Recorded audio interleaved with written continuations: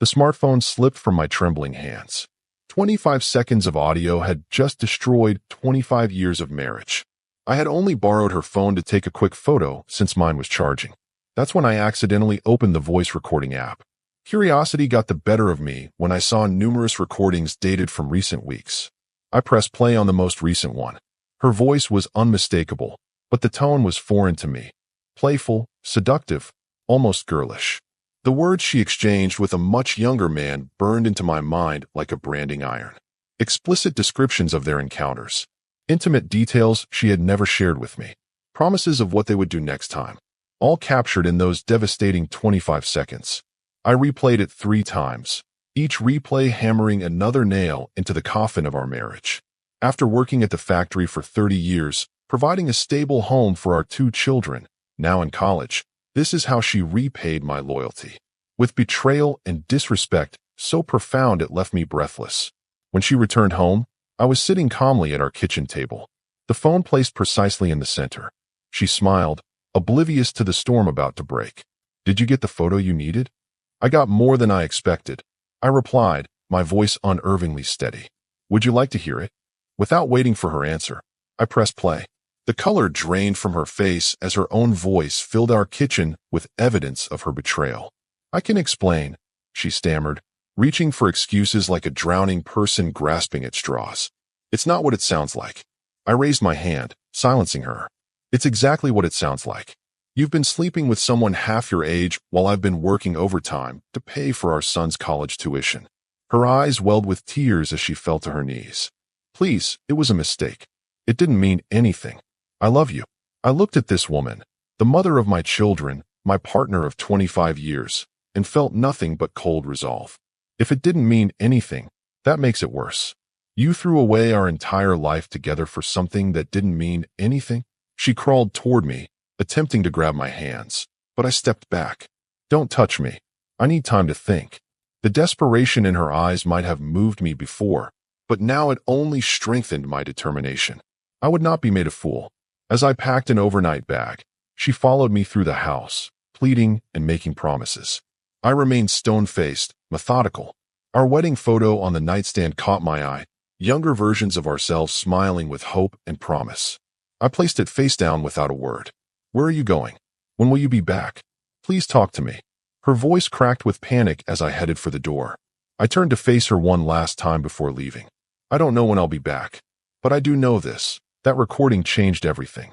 Those 25 seconds erased 25 years. What happens next is no longer up to you."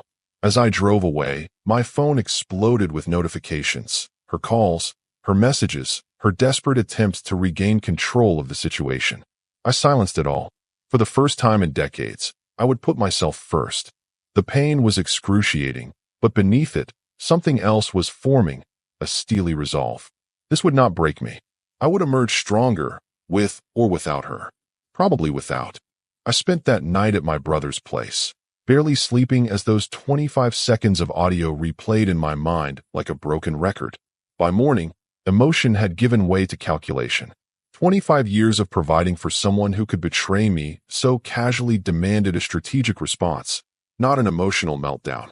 My brother, seeing my resolve, connected me with his friend, a divorce attorney known for his ruthless efficiency.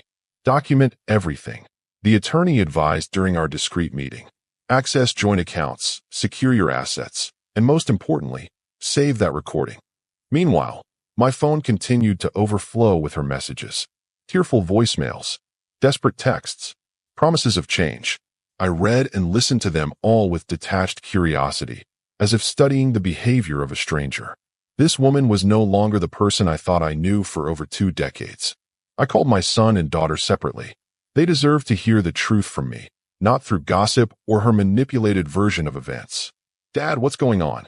"Mom's been calling me hysterical," my son asked, concern evident in his voice. "Your mother has been having an affair with a younger man," I stated plainly.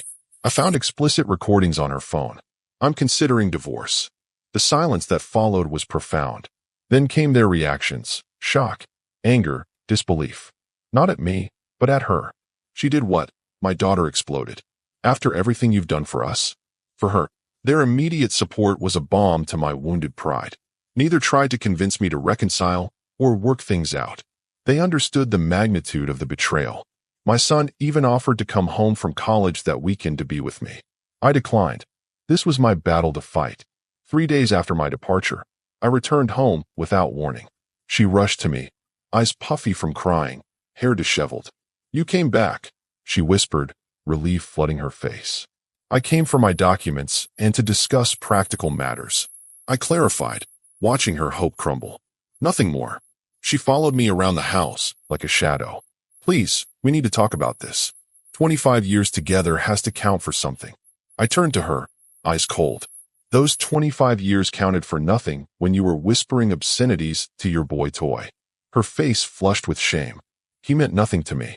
It was stupid. I got caught up in the attention. He's young and—" "Spare me the details," I interrupted. "I heard enough in that recording. Did our children mean nothing too? Our grandchildren someday?" She collapsed into a chair. "He's gone anyway. As soon as everything came out, he blocked my number. He was just using me." I couldn't help but laugh, a harsh, bitter sound. "And that's supposed to make me feel better? That you weren't even betraying me for someone who actually cared about you?" The information about her young lover abandoning her at the first sign of trouble was unsurprising but useful. The attorney had mentioned that if her affair partner had been planning something more, perhaps financial exploitation, it would strengthen my position. "Who else knows?" I demanded. "No one," she whispered. "I swear." "Good. Keep it that way for now." As I gathered my essential documents, she made one last desperate attempt. "Can't we go to counseling? I'll do anything. Please. 25 years, 2 children together. Don't throw that away." I paused at the door, turning to face the woman who had once been the center of my world. "I didn't throw anything away. You did. With every secret meeting, every lie, every moment of that recording. I'm just acknowledging what's already broken beyond repair." The look on her face as I walked out, that mixture of desperation and dawning realization that her actions had consequences she couldn't charm or cry her way out of, strengthened my resolve. The man who had left this house 3 days ago had been shattered by betrayal. The man returning to his brother's spare bedroom was forged from those broken pieces, harder and more determined than ever. A week passed. I maintained minimal contact, responding to her increasingly desperate messages with cold practicality. My attorney had advised me to document everything while preparing our strategy. What she didn't know was that I had already secured copies of our financial records and consulted with a forensic accountant about our assets. Both our children came home that weekend, supposedly to check on things, but really to confront their mother.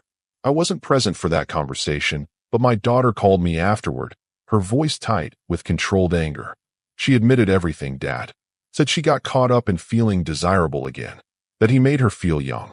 The disgust in my daughter's voice mirrored my own feelings. As if that justifies destroying our family. My son was equally blunt.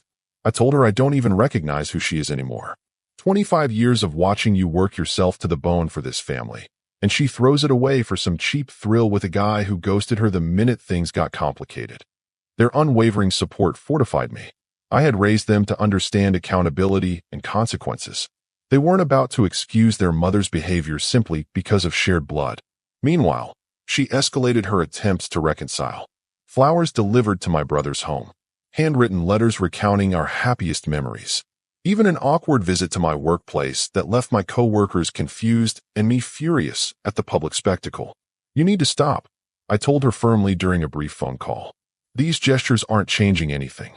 Just give me one chance to talk face to face," she pleaded. "Dinner. Just us. After 25 years, don't I deserve at least that?" Against my better judgment, I agreed to dinner at our home the following evening. Not from softening resolve, but strategic necessity. There were practical matters to discuss, and I needed to gauge her state of mind before proceeding with the next phase of my plan. I arrived exactly on time to find her transformed, hairstyled, wearing the dress from our 20th anniversary, the table set with our best china. The desperation behind this performance was transparent and almost pitiful. "Thank you for coming," she said, voice trembling with hope. "I've made your favorite." I nodded curtly and took my seat. Throughout the meal, she reminisced about our history together, carefully avoiding mention of her betrayal. I let her talk, watching the performance with detached interest while eating mechanically. When she reached across the table for my hand, I withdrew it smoothly. "Why won't you even try?" she finally asked, frustration cracking through her carefully constructed facade. "Because some things can't be fixed with a nice dinner and a pretty dress," I replied evenly. "Every time I look at you, I hear that recording. Every single time. It was a mistake. A stupid, meaningless." "Let me ask you something," I interrupted. "If I hadn't found that recording, would you have stopped seeing him?" Her hesitation was answer enough. The flash of guilt across her face confirmed what I already knew. "That's what I thought," I said, pushing my plate away. "So here's how this ends. I've already consulted an attorney. The divorce papers will be ready next week." The color drained from her face. "Divorce? No, please, we can fix this." "There's nothing to fix. You broke something irreparable." I stood, retrieving an envelope from my jacket. "This contains a fair settlement offer. Review it with your own attorney." She knocked her wine glass over in her haste to stop me from leaving, red liquid spreading across the white tablecloth like blood. "You can't just throw away 25 years. I looked at her calmly, unmoved by the tears streaming down her face. "I'm not throwing away anything. I'm acknowledging reality. Our marriage ended the moment you decided your vows were optional. And the kids? Have you thought about how this will affect them? They know everything. They support my decision." Her shocked expression confirmed she hadn't expected this. They're adults who understand that actions have consequences, even for their mother. As I walked toward the door, she called out one last desperate plea. "What about forgiveness? Doesn't 25 years earn me at least that?" I paused, turning back to face her one final time. Forgiveness is possible. Rebuilding trust after it's been completely shattered isn't. I forgive you for being human and making a terrible choice. But I respect myself too much to pretend we can go back to what we had. The sound of her sobbing followed me out into the night. For a brief moment, a lifetime of memories threatened to weaken my resolve. Then those 25 seconds of audio echoed in my mind once more, drowning out 25 years of what I now recognized as an illusion. The divorce papers were served exactly 2 weeks after I discovered the recording. Her reaction was a storm of emotions, disbelief, anger, bargaining, and finally, a crushing realization that I was serious. Unlike many men in my position, I didn't seek to punish her financially. Despite my attorney's suggestions to leverage the infidelity for a more favorable settlement, I wanted only what was fair. Half our assets, a clean break, and the dignity to walk away with my head held high. She hired an attorney who specialized in reconciliation attempts, a tactic that both amused and irritated me. "My client believes this marriage is salvageable," her lawyer stated during our first mediation session. My attorney, a no-nonsense woman in her 50s, responded without hesitation. "My client disagrees. He has evidence of infidelity that would be extremely damaging if made public. We suggest focusing on an equitable division of assets rather than false hope." I watched my wife's face crumple at the implied threat. I had no intention of playing the recording for anyone else. The thought was nauseating, but she didn't need to know that. Sometimes leverage is more powerful when left unexercised. Our children's reactions continued to surprise me. Rather than attempting to mediate or push for reconciliation, they remained firmly in my corner. My son, usually the more reserved of the two, confronted his mother during a tense family dinner. "How could you do this to Dad?" he demanded. "After everything he's sacrificed for this family, working overtime, never complaining, putting our needs first for 25 years. She dissolved into tears, unable to meet his gaze. "You don't understand. Marriages are complicated." My daughter scoffed. "There's nothing complicated about keeping your vows. There's nothing complicated about basic respect." Later that night, alone at my brother's house, I broke down for the first time since discovering the betrayal. Not over the loss of my marriage. That grief had calcified into something harder, but from gratitude for raising children with such strong moral compasses. Despite everything, I'd done something right. The next day brought an unexpected development. A young man appeared at my workplace, nervous and fidgeting. It took me several moments to realize who he was. The voice from the recording. Her lover. "Can we talk?" he asked, eyes darting around nervously. I led him to my truck in the parking lot, curiosity overriding my disgust. He couldn't have been older than 30, with carefully styled hair and an expensive watch that suggested aspirations beyond his means. "I wanted you to know it's over," he began. "Completely over." "That's not why you're here," I replied, studying him with cold detachment. What do you want? He swallowed hard.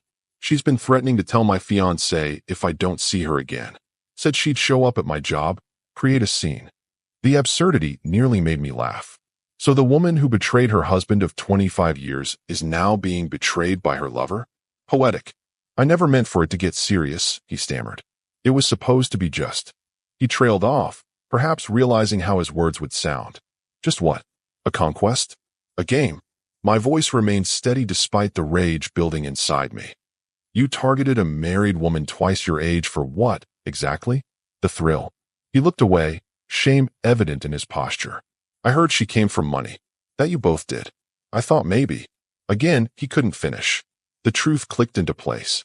This wasn't just an affair, it was a calculated attempt at financial exploitation. The expensive watch was probably a gift from her. The attention, the flattery, the explicit messages. All tools to manipulate a woman going through a midlife crisis. Get out of my sight, I said quietly. Deal with your own mess. And if you ever contact me again, I'll make sure your fiancé, your employer, and everyone you know hears exactly what kind of man you are. He scrambled out of my truck, relief and fear battling across his face. I sat there long after he left, processing this new information. She hadn't just betrayed me for passion or midlife restlessness. She'd been manipulated by a con artist who'd targeted her vulnerability. It didn't excuse her actions, but it added another layer of pathetic tragedy to the situation. That evening, I received yet another pleading call from her. This time, I answered. I know about his plans, I said without preamble. Your boy toy was using you for money. Did you really think a man his age was genuinely interested in you? Her sharp intake of breath told me she hadn't suspected the full extent of his motives. How did you find out? He came to see me. Apparently, you've been harassing him since he dumped you. The silence on the other end stretched for several seconds. I made a terrible mistake, she finally whispered. Yes, you did, I agreed. And not just with me. Your dignity, your relationship with our children, all sacrificed for someone who saw you as nothing but a potential payday. Her sobbing was the only response. For the first time since discovering the betrayal, I felt no satisfaction in her pain. Only a hollow weariness and the certainty that my decision to end our marriage was the right one. The divorce proceedings moved forward with surprising efficiency. By month 3, we were finalizing the division of assets. Our home was on the market, and I had found a modest apartment close to my workplace. The adjustment from 25 years of marriage to sudden solitude wasn't easy, but each day grew more manageable than the last. My coworkers noticed the change in me. Not just the obvious circumstances of my separation, but something deeper. You stand taller now, my supervisor commented during a lunch break. More confident, somehow. Despite everything. He wasn't wrong. Beneath the pain of betrayal, I'd discovered an unexpected truth. I was stronger than I'd realized. For decades, I defined myself primarily as a husband and father, roles I'd performed with diligence and pride. Now, forced to redefine myself, I was discovering aspects of my character long suppressed under the weight of responsibility. I joined a gym for the first time in my life. Started reading books that had gathered dust on my nightstand for years. Reconnected with old friends who'd fallen by the wayside as marriage and parenthood consumed my time. Small changes, but significant ones. Meanwhile, she continued her campaign for reconciliation with increasing desperation. When the divorce papers were nearly finalized, she appeared at my apartment unannounced, looking haggard and thin. Please, just talk to me, she begged from my doorway. 5 minutes.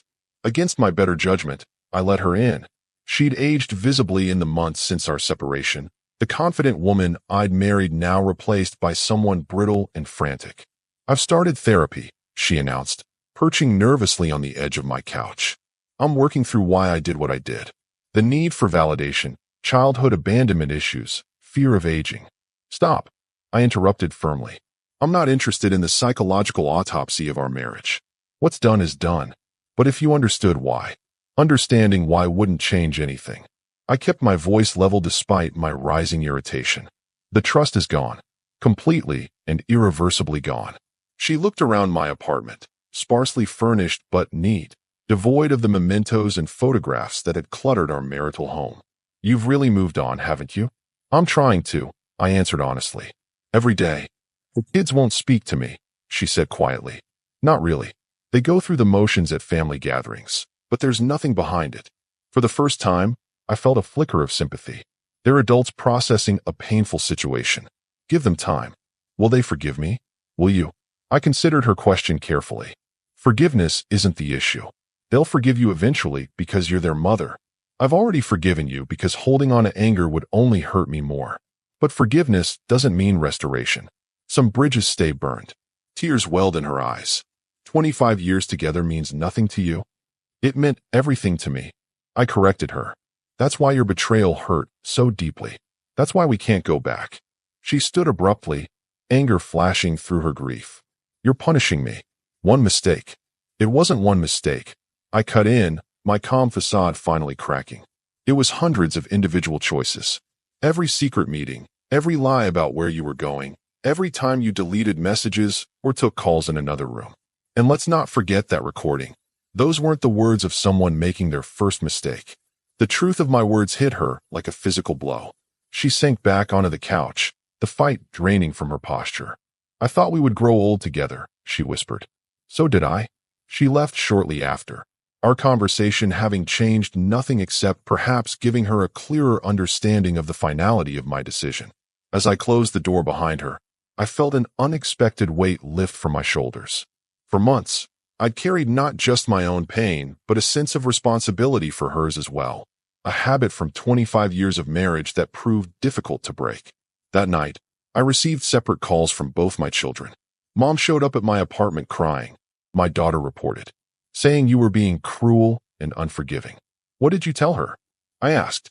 That she's lucky you're being as fair as you are with the settlement. That many men would have tried to punish her financially. My daughter's practical nature had always reminded me of myself. My son's call came later. Do you think you'll ever take her back? He asked hesitantly. No, I answered without hesitation. Some things can't be undone. Good, he said, surprising me. You deserve better, Dad.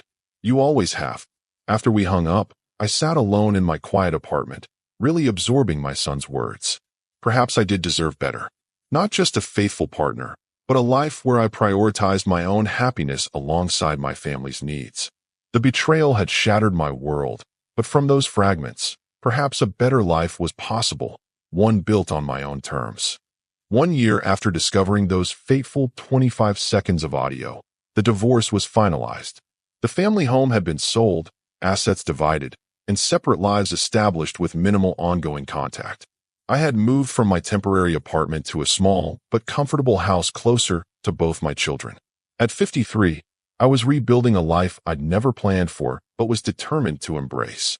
The factory where I'd worked for decades offered me a promotion to floor supervisor, a position I'd declined years earlier because it would have meant longer hours away from my family. This time, I accepted. The increased responsibility and salary became unexpected benefits of my new independence. My relationship with my children had evolved as well. No longer just dad. I'd become someone they sought out for advice, company, and genuine friendship. My daughter had helped me furnish my new home, laughing at my complete lack of decorating sense. My son invited me to weekly dinners at his apartment, where we discussed everything from his career aspirations to football. As for their mother, the initial frost had gradually thawed. Both children maintained relationships with her, though marked by a new wariness that hadn't existed before. She's trying, my daughter reported during one of our coffee meetups. Therapy, volunteer work, even started taking classes at the community college. I'm glad, I replied sincerely. Despite everything, I didn't wish her ill. She was the mother of my children, and 25 years of shared history couldn't be erased, even if the marriage could. The anniversary of the discovery, a date etched in my memory, brought an unexpected visitor to my doorstep. She stood there looking nothing like the desperate, disheveled woman who'd pleaded for reconciliation months earlier. Her hair was styled differently, her clothes more professional than the somewhat desperate attempt at recapturing youth she'd worn during the affair. May I come in? She asked quietly. Just to talk. I hesitated, then stepped aside. Curiosity, not longing, motivated my decision. She settled into an armchair, glancing around my living room with interest.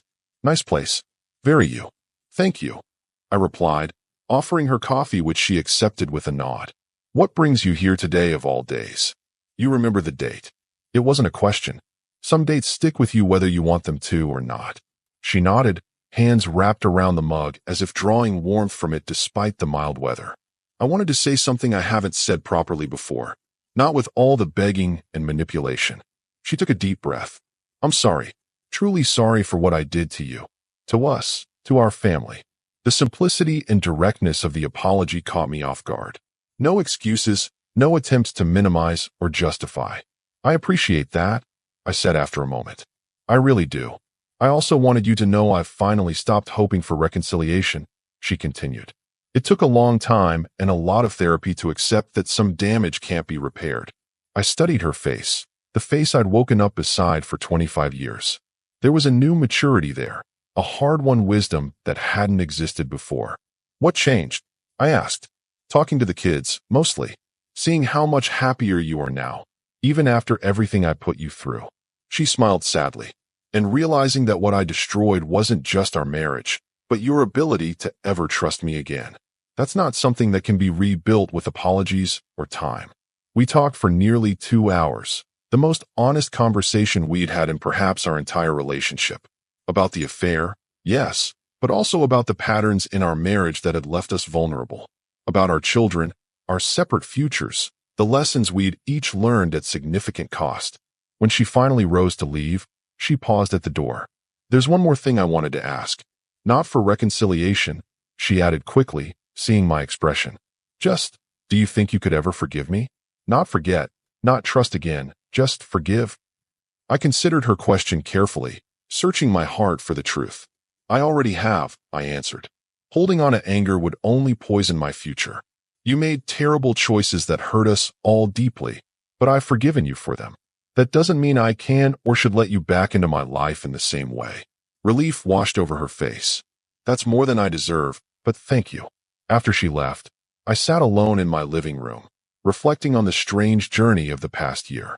From the devastating shock of betrayal to the painful process of disentanglement to the unexpected discovery of strength I hadn't known I possessed. Those 25 seconds had indeed destroyed 25 years. But they had also freed me to build something new. Something that, despite its painful origins, might ultimately be stronger and more authentic than what came before. The phone rang, interrupting my thoughts. My son, calling about our dinner plans. I answered with a smile, turning my attention from the past to the present, from what was lost to what remained and what could still be built. The future, uncertain as it might be, was mine to shape now, on my own terms, with my dignity intact and my self-respect reclaimed. Our story has come to an end. If you've made it this far, how about subscribing to our channel? It helps us immensely. I've selected 2 other videos for you that I'm sure you'll enjoy. Feel free to click on them. I'll be waiting for you in the next story. See you soon.